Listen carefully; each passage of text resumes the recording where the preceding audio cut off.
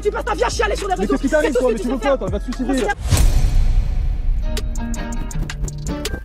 Mousse, mousse, est là pour mettre en lumière les mauvaises personnes, les fous, fous. Faites entrer les gros tarés, de savoir elle vous éclabousse, mousse. Mettez-vous à l'aise car là, on va se régaler, mousse.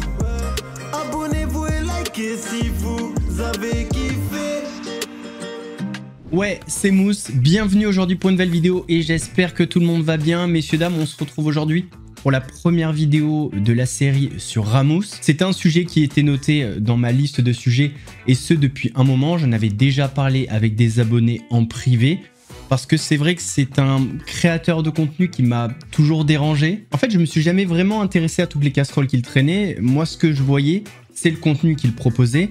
Et j'ai jamais accroché. Je n'ai jamais cru en la sincérité de ce mec. Il y a un truc qui me dérangeait depuis le début, je le sentais pas. Et quand on parle de sincérité, c'est pas forcément de dire il ne croit pas en ce qu'il dit.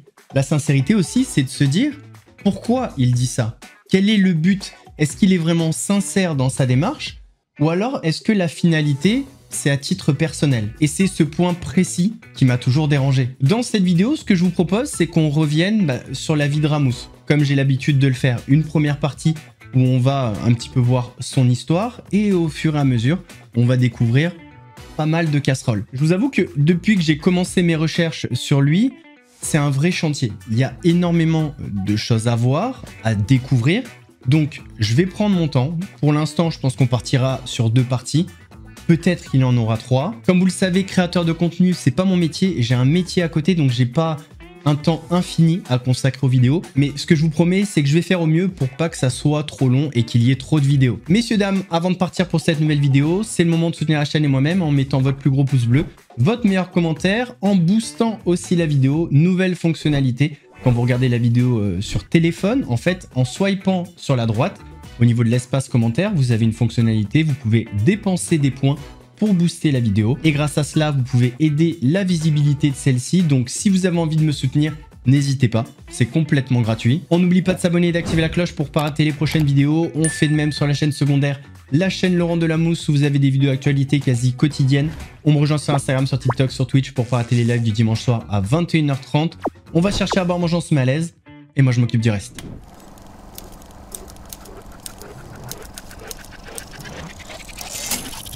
La vidéo de mardi, elle était là pour faire un rappel et pour resensibiliser sur le harcèlement. C'est un vrai sujet, c'est très important. Dans cette vidéo, je vous montre que le harcèlement, le cyberharcèlement, ça peut conduire à des drames, à des tragédies. Et on a eu l'exemple très récent avec Mehdi Saucisson. Et en ce sens-là, on va commencer par mettre un disclaimer. Le but de cette vidéo n'est absolument pas d'engendrer une campagne de harcèlement contre Ramos. Le but de la vidéo, il est dans la lignée de ce que je fais depuis la création de cette chaîne. C'est de dénoncer, d'avertir, d'éveiller la communauté, les gens qui tomberont sur cette vidéo, sur la réalité, que ce soit de business, de personnes. Rien de ce que vous trouverez dans les vidéos que je vais faire sur lui ou de ce que vous trouverez sur internet ne peut justifier le harcèlement à son encontre. Le mieux à faire quand on tombe sur une personne dangereuse, problématique, c'est de la faire tomber dans l'oubli. Donc ne lui envoyez pas de message, ne commentez pas ses vidéos. Le mieux, c'est quand vous tombez sur son contenu, vous passez à un contenu suivant, vous fermez la fenêtre, c'est beaucoup plus productif et bien plus sain pour vous. Maintenant que les bases sont posées, que les messages sont passés, on peut y aller.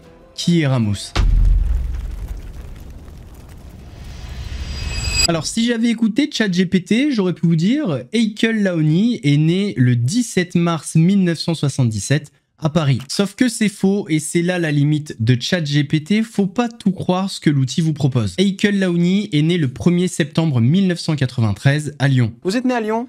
Absolument. Ce qui est compliqué quand on fait la vie d'un créateur de contenu comme ça, c'est soit il est extrêmement connu, il y a eu des reportages sur lui, on a quand même pas mal de données, soit il est un petit peu moins connu et il n'y a pas eu de reportage comme on a pu avoir sur Squeezie, Gotaga ou encore Lena Situation par exemple. Dans le cas de Ramos, on est obligé de croire ce qu'il nous dit. Alors, côté famille, il a été élevé dans un environnement populaire, voire pauvre. Maman s'appelle Najet, papa s'appelle Khmeis. C'est une famille franco-tunisienne. Franco-tunisienne. Absolument. On a vécu à Vénissieux, donc c'est en banlieue lyonnaise. D'accord. Donc c'est un quartier assez populaire.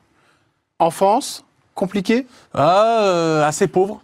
Pauvre? Ouais. Papa et maman, c'était pas la grande richesse? Non, pas du tout. Pas du tout, c'était très compliqué. Moi, j'ai mangé au Resto du Cœur avec mes parents. Au Resto du Cœur, carrément? D'accord. Ouais, vraiment, ça a été très compliqué. Mais j'ai eu toujours des parents qui se sont beaucoup battus pour moi et pour m'inculquer les meilleures valeurs. Et c'est pour ça qu'aujourd'hui, j'essaie de le retransmettre à travers tout ce que je fais. Avant de se faire connaître sur les réseaux sociaux pour ses prises de position cash et ses coups de gueule, la passion de Ramous, c'était pas la création de contenu, mais la musique. La musique qu'il a commencé avec son meilleur ami, qu'il a perdu dans des conditions tragiques. Ouais, j'ai commencé par la musique. Par la musique, hein?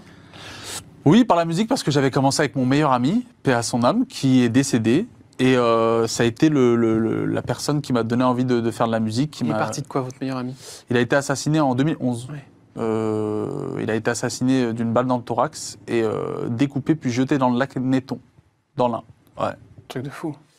Ouais, ça a été un véritable choc pour moi. C'est ce qui m'a donné ce goût pour combattre l'injustice. C'est le 2 février 2011 que Ramous va se lancer sur YouTube où il postera des musiques. J'ai réussi à retrouver la chaîne YouTube, elle est encore dans son jus avec la description de l'époque. La chaîne s'appelle Ramous69 officiel. En description, on peut voir salut tout le monde, je me présente, Ramous, j'ai 17 ans, je suis originaire de Lyon. En France, je vous souhaite une très bonne visite et à très bientôt. Il y avait un Skyblog, mais bon, les Skyblogs ont été désactivés. Alors, je vais vous faire écouter le premier son qu'il a posté. Le jour où il crée la chaîne YouTube, il poste le premier son qui s'appelle Nouveau Départ. C'était pas ouf. Je vais faire un nom, à 17 pieds, je suis déjà en taille patron.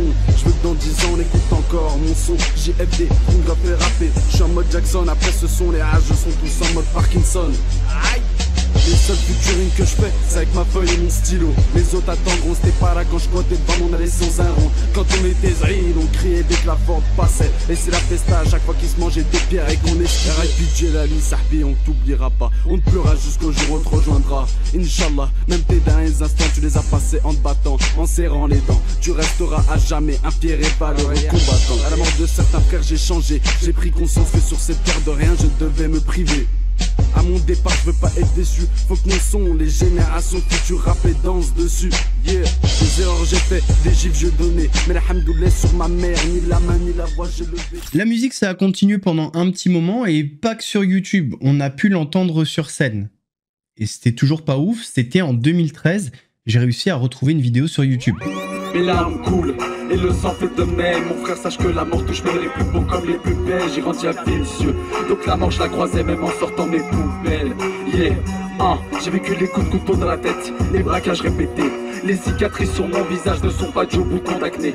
Mon grand frère s'est en allé d'une balle dans le thorax. T'as beau travailler sur les appareils les plus sophistiqués, l'arrivée du faucheur personne ne te la fax. En mettant mes pieds dans la navette de la vie, je n'ai pas mis ma ceinture. Je peux pas m'arrêter, car si je freine le pare-brise, je le fissure. On n'a pas laissé des points de suture. La cavale d'un père, partir loin de là. Parce que dormir à côté de la mort, mon frère c'est dur. On m'a pas forcé à choisir ma religion. J'ai juste posé à mon cœur les bonnes questions. Malgré tout ça, je m'éloigne de la prière. J'ai mis des années avant de comprendre que la vraie femme de ma vie se trouvait dans la cuisine, à nettoyer les couverts. Le jour de sa disparition, mon monde s'écroulera. Je ne serai même pas sûr de survivre à ça. Je veux pas qu'on utilise des millions pour mon enterrement, car le vrai tombeau des morts, mon frère, c'est bien le cœur des vivants. La carrière de Heikel Laouni va vraiment prendre un tournant après un drame. Vous allez voir que très souvent, les moments où Ramous va buzzer, va prendre de la notoriété, c'est après des drames. Le vrai tournant dans sa carrière, le moment où Ramous s'est fait connaître, c'est après une vidéo sur les attentats du Bataclan, c'était donc en 2015. Alors, la première, initialement, c'est une vidéo sur les attentats du Bataclan, que j'avais faite sur Facebook à l'époque, où je parlais des attentats, et qui avait fait du jour au lendemain, j'étais en vacances à Miami, et je lance cette vidéo parce que j'étais horrifié, comme la plupart des Français, par ce qui s'était passé au Bataclan. Et je me réveille avec 6 heures de décalage, et elle avait 10 millions de vues. Donc c'était un interrupteur. Oui, c'est-à-dire que je ne m'attendais pas à ça, c'est comme si aujourd'hui quelqu'un ferait une story, et le lendemain il se réveille et sa story a été partagée de partout. C'est un interrupteur. À ce moment-là, quand Ramous prend ce virage dans la création de contenu, il faut lui reconnaître un talent, il sait captiver l'attention et les audiences. Il a compris qu'en choquant, qu'en utilisant les premières secondes d'une vidéo, il peut arriver à capter facilement l'attention et du coup rendre sa vidéo virale. La deuxième vidéo qui a propulsé Ramous, c'est une vidéo qui s'appelle « Un arabe insulte la France pour passer un message ». Il faut comprendre que le génie de cette vidéo, c'est que ce qui est dit dans celle-ci ne correspond pas au titre. En fait, le titre, c'est « Un arabe insulte la France ». Donc, les gens ne voient que ça. Imaginons un facho qui tombe devant la vidéo, il va la regarder parce qu'il va se dire « Ouais, encore un arabe qui insulte la France ». Et si c'est éventuellement une personne qui déteste la France, bah, ça va lui plaire et il va quand même regarder. Et encore aujourd'hui, et je l'ai vu sur TikTok là récemment, après l'épisode de Mehdi, il y a des passages de cette vidéo qui tournent pour dire « Voici la vérité sur Ramous ». Il a insulté la France. Et à ça, on est venu coller des passages où il parle de la France autrement en disant, vous voyez, il a un double discours. Donc encore aujourd'hui, il y a des gens qui se font avoir avec cette vidéo. Je vais vous mettre la vidéo dans son entièreté. Elle fait à peu près 3 minutes. Comme ça, vous allez bien comprendre. Bonjour à tous, c'est Ramous. Et aujourd'hui, j'en peux plus et j'ai un coup de gueule à faire passer. Je vois que Karim Benzema n'est pas sélectionné en équipe de France. Je vois que Didier Deschamps est un sélectionneur raciste. Je vois le racisme progresser en France et j'en ai marre. Et j'ai envie de dire vraiment ce que j'ai sur le cœur. Vous savez quoi, au bout d'un moment, on va arrêter de se mentir. Au bout d'un moment, vous nous aimez pas, on vous aime pas. Vous aimez pas les Arabes, vous pouvez plus nous blairer. C'est quoi? Nique la France. Ça va maintenant? Nique la France. On n'en a rien à foutre de votre pays, gardez-le. Nous, on n'est pas comme vous nous aimez pas. Vous nous mettez pas en équipe de France, vous mettez pas d'Arabes, vous mettez rien. On n'en a rien à foutre maintenant. On arrête de faire les faux culs, ça fait des années qu'on fait les faux culs. Vous nous aimez pas.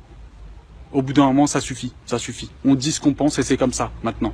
Le racisme progresse, il n'y a pas d'Arabes en équipe de France, on trouve pas de travail, on est tous dans la merde. Et ben vous savez quoi, on vient, on prend notre argent et on se barre. Et c'est comme ça. Elle vous fait enculer, nique la France maintenant, ça va? On en a rien à foutre. C'est donc comme ça que vous nous voyez? C'est comme ça que vous voyez les Arabes? C'est comme ça que vous les voyez? Que vous les aimez? Comme ça que... Vous croyez qu'on est tous comme ça, qu'on est tous des personnes stupides? Moi, je nique pas la France. Au contraire, je l'aime la France. Je pense pas un mot de ce que j'ai dit. Dans mon pays, je l'aime mon pays. Et jamais de toute ma vie, je cracherai dessus. Et tous les idiots qui le font, c'est des personnes qui sont perdues, qui ne savent même pas ce qu'elles disent. Au contraire, on n'est pas tous les mêmes. Ne faites pas d'amalgame. Vous savez très bien qu'un arbre qui tombe fait plus de bruit qu'une forêt qui pousse. Ces gens-là sont spectaculaires, ils sont là pour insulter la France. Mais non, on n'est pas tous les mêmes. Nous, on respecte la France, on l'aime. Et on n'a pas à choisir entre la France et notre pays d'origine. Parce que la France, c'est notre mère, et notre pays d'origine, c'est notre père. On les aime les deux pareils, et on les respecte les deux. Et moi, j'aime la France. Didier Deschamps raciste? Qu'est-ce qu'il ne faut pas inventer de nos jours? Didier Deschamps fait partie de la sélection qui a gagné la Coupe du Monde. Black, blanc, beurre, avec Zinedine Zidane. Il s'entendait super bien avec Zinedine Zidane. Il a joué à l'Olympique de Marseille, c'est lui qui a soulevé la Coupe de la Ligue des Champions. Et celui, il est raciste? N'importe quoi. Qu'est-ce qu'il ne faut pas entendre? Karim Benzema, sur ce championnat, n'a rien à faire en équipe de France. Il est dans une affaire de sextape, il n'a rien à faire. Arrêtez de tout mélanger.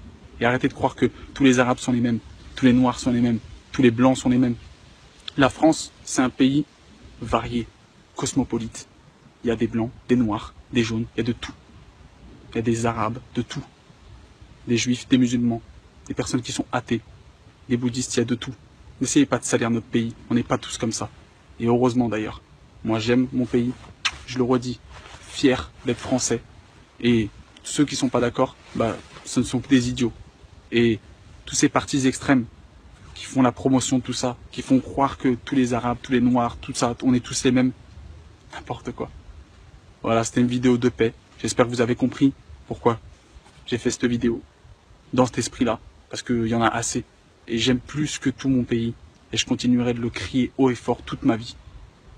Vive la France, allez les Bleus pour l'Euro, on va aller au bout et on va refaire comme en 98, aller sur les Champs-Élysées, black, blanc, beurre, jaune, CRS, s'embrasser tous dans les bras et fêter ce titre de champion, parce qu'ils peuvent le faire, et parce que c'est pas un pays de racistes, n'importe quoi, n'essayez pas de faire croire n'importe quoi, et les Arabes ne sont pas tous les mêmes, on aime notre pays, et on continuera de le clamer haut et fort. Merci à tous, c'était un message de paix, j'espère qu'il sera compris. En tout cas, si vous avez compris mon message, n'hésitez pas à le partager pour que toute la France entière le voie et qu'ils comprennent qu'on n'est pas tous les mêmes. Et stop à l'amalgame. Merci à tous.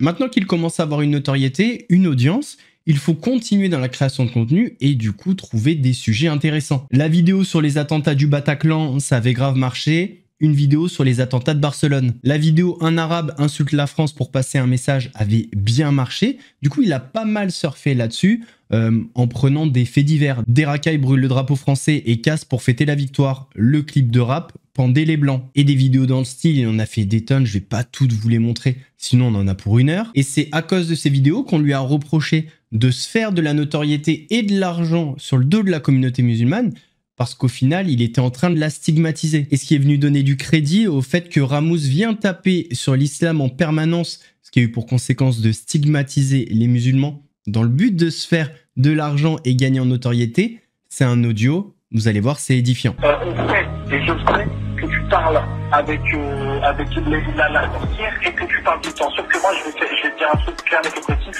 c'est que pour moi, toi, t'es mort. Si je te croise, je te tabac, et puis je mange du porc. Je bois pas parce que j'aime pas l'alcool, mais je mange du porc. Je m'entends pas de ta petite de religion. Quand j'ai entendu l'audio, ça m'a fait tilt parce que j'ai dû écouter ces 2 chansons du début jusqu'à la fin, c'était horrible. Mais dans la première chanson du 2 février 2011, il dit ça. Il mange pas de porc, alors que dans l'audio, il dit qu'il mange du porc. Bon, Ramous, faut savoir, quand t'étais jeune, tu faisais le harbi du moment et tout, parce que fallait percer dans le rap. Aujourd'hui, c'est mieux de leur cracher dessus, hein. Ça perce mieux. L'oseille. Les vidéos sur l'insécurité, sur la stigmatisation des musulmans à travers des faits divers, ça a fait des centaines de milliers de vues. Mais il lui fallait un sujet, on va dire, un petit peu fil rouge, qui peut durer dans le temps. Et il a eu de la chance, parce que c'est à ce moment-là qu'il y a eu les gilets jaunes. Et je peux vous dire que le sujet des gilets jaunes, il l'a poncé en long, en large et en travers. Donc là, vous voyez, c'est que des vidéos sur les gilets jaunes. Il y en a vraiment une tonne. C'est juste hallucinant. Après, ça peut être un sujet qui l'a touché et qu'il a envie de porter. Pourquoi pas? Sauf que grâce à sa chaîne et à sa notoriété, Ramous s'est octroyé le droit de devenir le porte-parole des gilets jaunes. C'est plus un gilet jaune, c'est le messager des gilets jaunes. On le voit sur les vidéos, la vérité sur les gilets jaunes. Ultime message des gilets jaunes, mais personne lui a demandé de faire ça. Et c'est là qu'on voit que sa personne passe avant le mouvement, et du coup, cette question, pour qui il le fait? Pour sa notoriété à lui, ou pour les gilets jaunes? Je pense qu'avec rien que le titre des vidéos, on a déjà notre réponse. C'est-à-dire qu'on a des vidéos comme celle-ci, réponse des gilets jaunes à Macron, ou encore réponse des gilets jaunes à Castaner. Et tu te dis, bah, il va lire un communiqué de presse officiel qui a été publié par les gilets jaunes. Non, non, pas du tout, pas du tout. Non, il parle. En fait, c'est pas réponse des gilets jaunes, c'est réponse de Ramous. Et au fil du temps, sa relation avec les gilets jaunes, elle a commencé à se tendre. D'une, parce que les gens ont très bien vu qu'il se mettait en avant en permanence et ont eu des doutes quant à sa sincérité par rapport au mouvement. Deuxièmement, parce que Ramous s'est mis en scène à plusieurs reprises. Une première fois, il a dit qu'il était blessé, qu'il avait pris un coup et qu'il avait potentiellement un traumatisme crânien. Je vais pas du tout crier durant cette vidéo parce que je ne peux pas. C'est juste que bah voilà, ça vous fait bizarre de me voir comme ça, mais je ne peux pas crier. Je vais bien, j'ai juste besoin de repos et de pas crier. Je peux pas crier, donc voilà, c'est souvent quand je crie que j'ai beaucoup. Sauf que le même jour, il sort une vidéo sur YouTube et son traumatisme crânien a l'air d'aller beaucoup mieux. Oh non! Mais... Oh! Can you help me? Can you help your people? Et l'autre truc qui est important de dire, c'est que sur place, personne n'a rien vu alors qu'il y avait un live avec des images. Ramous, on sait pas trop, c'est bizarre, et il se plaint d'avoir eu un coup sur la tête. Mais j'ai regardé les lives et tout ça, mais je vois rien dans ces lives, donc c'est pas assez bizarre. Et la deuxième fois, c'est lorsqu'il a partagé dans une vidéo YouTube en pleurant l'histoire d'une retraitée qu'il aurait croisée sur un rond-point. Je suis dégoûté pour cette femme. Elle a pas un sou. Elle est au milieu d'un rond-point tous les jours. Elle est en fin de vie. Elle peut pas voir ses petits-enfants. Et on nous donne des miettes. Et il y a des gens qui arrivent à dire... C'est bien ce qu'on nous a donné déjà, c'est bien, c'est bien. Comment tu vas expliquer à cette dame qui vit peut-être son dernier Noël, qu'elle peut pas voir ses petits-enfants, qu'elle a plus une thune, qu'elle a plus son mari, qu'elle va mourir? Vous prenez tout ça, le fait qu'il a fait des centaines de milliers, voire des millions de vues sur le dos un petit peu des gilets jaunes, ces mises en scène un peu douteuses, et là vous avez le ras-le-bol des gilets jaunes en direct pendant un rassemblement, mais... Écoutez la première phrase que Ramous va dire à la femme. Et honnêtement, au vu du contexte actuel, ça fait sens. Et d'ailleurs, il va pas le dire qu'une fois, il va le dire au tout début et vers la fin. Quoi? T'as suicidé quoi?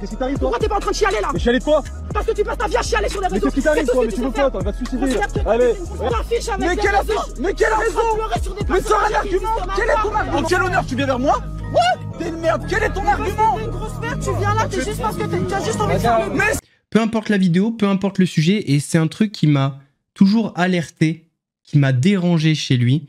Il est obligé de crier, il est obligé d'en faire des caisses. Ce qui fait qu'au bout d'un moment, tu te souviens même plus du sujet de la vidéo, tellement il se met en avant. Il nous a fait la comédie de l'année en nous faisant une intervention face à la presse, en nous disant « Ma femme, je l'aimais. Nous partagions ensemble les mêmes points communs. Nous aimions le sport. Le sport que t'aimes, c'est tuer ta femme, ouais. T'as pas honte ?» Le bol de ces gens qui nous font la morale sur ce qu'ils pensent et ce qu'ils pensent être vrai et qui se sentent supérieurs, que ça soit d'une communauté ou d'une autre. Laisse les gens tranquilles. Ils en ont marre de vous.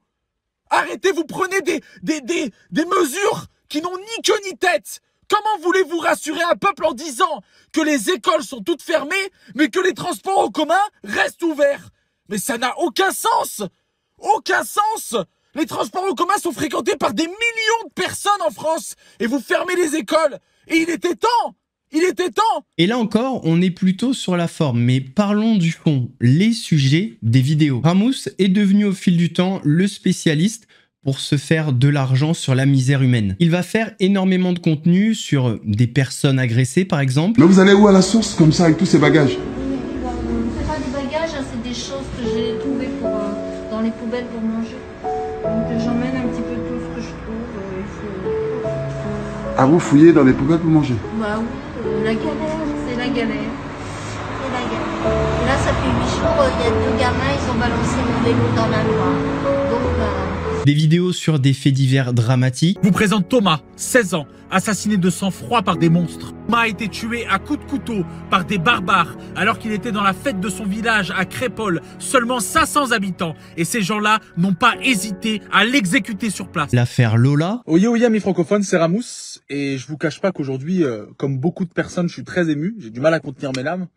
En témoigne un petit peu ses yeux gonflés parce qu'avec cette histoire, je pense qu'on est tous affectés. Mais là, je vais passer un coup de gueule, je vais pas vous mentir. Je pense que je vais vraiment gueuler et je vais pointer du doigt les premiers responsables parce qu'au bout d'un moment, je pense qu'on a trop tortillé du cul, on a trop tourné autour du pot. On fait trop semblant que dans ce pays, tout se passe normalement alors que rien ne se passe normalement. Il y a quelques heures, une petite fille qui s'appelait Lola, 12 ans. Voici le visage de cette petite fille. Voici le visage de cette petite fille. Voici le visage. Lola, 12 ans. Alors vous êtes sûrement en train de vous dire, ouais mais il a pas tort dans ce qu'il dit. C'est vrai, le coup de gueule, on pourrait tous l'avoir. Mais la question que je vous pose, c'est si vous faisiez ce type de vidéo coup de gueule, est-ce que vous diriez ce type de choses? Et j'espère que la famille aura du soutien à travers cette vidéo et laissez-leur des commentaires parce que je suis sûr qu'ils liront tous les commentaires. Et si la famille a besoin de quoi que ce soit, je serai là. N'hésitez pas. Et s'il y a quelconque média ou plateau qui a besoin de remettre en place tous ces gouvernants, il n'y a aucun problème. On leur dit leur calme vérité. Repose en paix, Lola. Que justice soit faite pour Lola. Là, on était sur la vidéo de Lola. Donc, pour Ramous, le fait de commenter, c'est pour aider la famille parce que la famille va lire les commentaires. C'est vrai qu'ils ont que ça à faire, à mon avis, dans ce moment de peine et de détresse. Mais il place quand même à la fin, s'il y a un média qui veut m'inviter sur un plateau, nani nana. Un peu bizarre le move, mais c'est pas la seule fois. Bah, en fait, à chaque vidéo, c'est pareil. Vidéo sur Samuel Paty. Et je vous le dis face cam, j'ai pas honte, ok? Prenez 3 secondes pour le partager de partout, juste en hommage à cet homme-là, juste pour faire passer notre message et dire stop. Sinon, tôt ou tard, on fera le ménage. Et sans aucun problème. Vidéo sur une policière qui avait été tuée à Rambouillet par un terroriste. Écoutez la fin de la vidéo. Soyez heureux, faites attention à vous. Et pour rendre hommage à cette dame, pour rendre hommage à cette policière, faisons en sorte que cette vidéo soit un petit peu plus propagée que la haine. Et qu'on fasse en sorte que voilà, ça soit l'amour qui soit répandu. En tout cas, voilà, je vous aime très fort. Pour lui rendre hommage, il y avait peut-être plein de choses à faire. Pourquoi pas lancer un mouvement où on a le logo de la police avec un bandeau noir. Mais non, pour lui rendre hommage, il faut partager cette vidéo. Pourquoi? En fait, il faut comprendre quelque chose, c'est toujours le même système avec Ramous. Il va prendre des faits divers, des enfants malades, des enfants qui se font agresser, enfin des sujets qui viennent heurter notre sensibilité, qui viennent titiller notre corde sensible, parce qu'il sait que ça fait des vues. Et dans chacune de ces vidéos, il nous dit « like et partage si t'es d'accord ». Et si on like pas et on partage pas, ça veut dire qu'on n'est pas d'accord? On est pour tout ce qu'ils ont subi? Bien évidemment que non. Et en fait, s'ils demandent de liker, de partager, de commenter, bah, c'est parce que ça aide l'algorithme. C'est la raison pour laquelle nous, en tant que créateurs de contenu, on vous en parle en début de vidéo. C'est le seul but. Quand vous commentez, quand vous likez, quand vous partagez, ça aide l'algorithme et YouTube ou la plateforme en question va pousser la vidéo à encore plus de monde. Donc potentiellement, il y aura plus de vues, donc plus d'argent. Faut arrêter les mythos, on n'est pas sur un hommage, juste tu veux te faire de la thune. Par exemple, cette vidéo qu'on a vue tout à l'heure, donc Ramous l'a partagée sans mettre aucun commentaire. La vidéo a fait plus de 400 000 vues, donc c'est sur Facebook. Potentiellement, il s'est fait un billet entre 4 et 500 euros. C'est-à-dire que le nom de la dame n'a pas été partagé, la ville non plus, alors qu'il y a tout dans la vidéo. Aucune cagnotte n'a été ouverte. Si vraiment il a été touché, il aurait pu redonner l'argent de cette vidéo à cette dame. Elle en a bien besoin. Mais non, le seul truc qu'il va mettre, c'est ne passez pas sans partager, s'il vous plaît. D'après vous, quel est le premier bénéficiaire de ce partage? Cette femme ou lui? Donc comprenez bien qu'il y a un schéma chez Ramous. Il adore utiliser les situations dramatiques, les enfants malades, les femmes qui se font agresser, les violences sur les animaux, le coronavirus, mais ça on en parlera la prochaine fois, pour pénétrer dans vos petits cœurs, pour aller chercher votre sensibilité, votre humanité, pour se faire de l'argent sur ça. Parce que qu'on se le dise, depuis le début de sa carrière, l'humaniste qui est Ramous a très peu fait. Alors oui, il a été le porte-parole des Gilets jaunes, oui, il a été le porte-parole des anti-vax, oui, il a été le porte-parole des anti-Macron. Oui, il a été le porte-parole de tout un tas de personnes en situation de détresse. Mais c'est tout. Personne ne s'y est retrouvé dans l'histoire. Personne n'y a gagné à part lui. Ramous, c'est un malin. Fort des buzz qu'il a eu depuis le début après la vidéo sur le Bataclan et après la vidéo « Un arabe insulte la France pour passer un message », il a capté les sujets qui font de l'audience et il a capté aussi que le fait qu'il vienne d'une famille d'immigrés, c'est une force en fonction de ce qu'il va dire. Et ça d'ailleurs, vous le voyez, il a commencé sur Facebook et il a fini invité sur des plateaux, ce qui n'est pas forcément le cas d'autres créateurs de contenu. Et ça, il le doit à toutes les vidéos qu'il a fait sur les racailles, les agressions et le fait de stigmatiser sa communauté. Alors, la stigmatisation de sa communauté, je sais pas si c'est le but, mais en tout cas, ça a été une conséquence. On va s'arrêter là, messieurs, dames, ça fait quand même déjà pas mal. Il y a encore une tonne de trucs à dire, c'est là que je me dis... Est-ce que 2 parties ça va suffire? Mais je vais faire le maximum, je vous promets. J'espère que cette vidéo vous a plu et j'espère que vous avez bien compris le message de début de vidéo. On ne va pas lui envoyer de message, on ne va pas commenter ses vidéos. Juste ayez ça en tête, comme ça dans le futur, si vous voyez son contenu, vous swipez, comme disent les influenceurs, vous fermez la fenêtre. Je vais faire une Ramous, mais si la vidéo vous a plu, n'hésitez pas à liker, partager, commenter pour rendre hommage à je sais pas qui. On n'oublie pas de s'abonner et d'activer la cloche pour pas rater les prochaines vidéos. On fait de même sur la chaîne Laurent de la Mousse où vous avez des vidéos actualités quasi quotidiennes. On me rejoint sur Instagram, sur TikTok, sur Twitch pour pas rater les lives du dimanche soir à 21h30. Nous, on se donne rendez-vous mardi pour la deuxième partie. En attendant, prenez soin de vous. Mousse vous salue.